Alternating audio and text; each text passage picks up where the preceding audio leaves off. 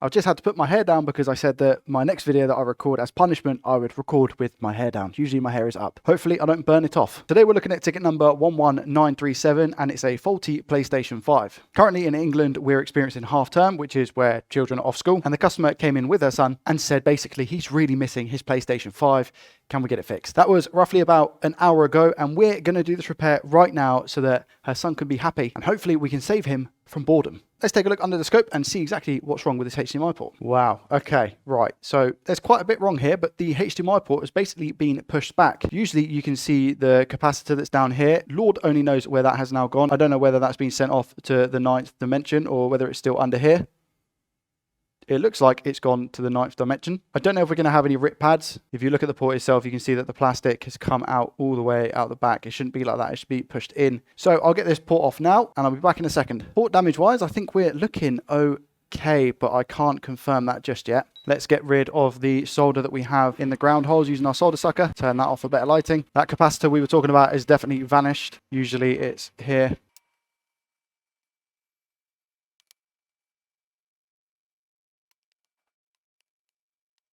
Nice and clean. I've just applied some flux on the pads. Usually I don't apply a leaded solder, but I am going to this time. Purely because of the reason we still have some gold contacts that are still here. There we go. We got them.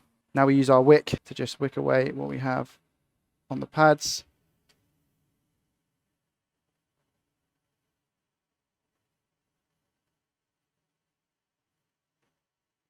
There we go. Nice and clean. Did I say clean? I meant I'm going to clean now.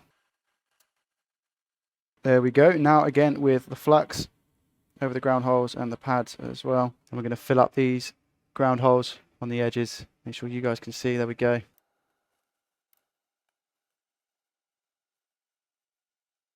And then finally the pads themselves. One last clean before we put a port on. And the little capacitor that's missing just here, I will sort out after we've got the port on.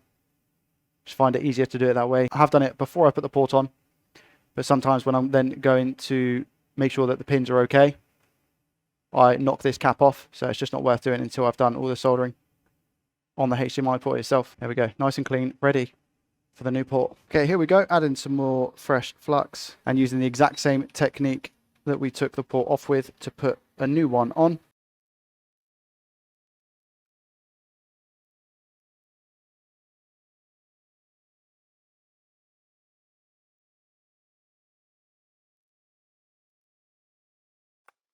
Perfect, that is looking great.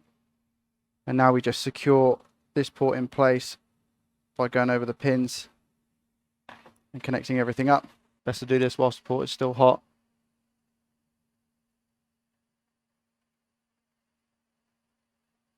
And that should be it. Everything is nice, clean. Well, it should be it for the port because we need to sort out the capacitor. Leave no cap behind. Yeah, that looks absolutely wicked. Look at the ground holes as well. Now we just go ahead and put that cap on.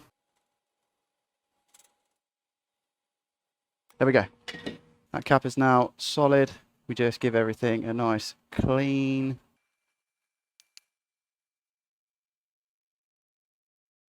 And just confirm after sorting out the cap, we have no further bridges because we used heat and it all looks gravy. Let's give it a test.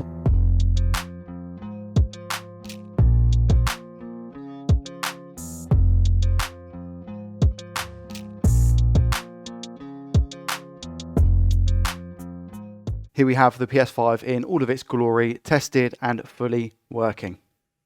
The customer and her son also bought us a little gift, so a huge thank you to both of you for that. We then received permission from the mum and Joey, yes, you heard that right, Joey, but I think prefers to be called Joe, for him to be on camera. So I'll leave that with you now and I'll see you in the next one. Peace. So this is Joey and he's got a present for us. Thank you for fixing my PS5. You're welcome, mate, no problem at all. All ready to go, in time for half term, quick service. Yep. Nice one. Cheers, pal, thank you. Cheers, thank you.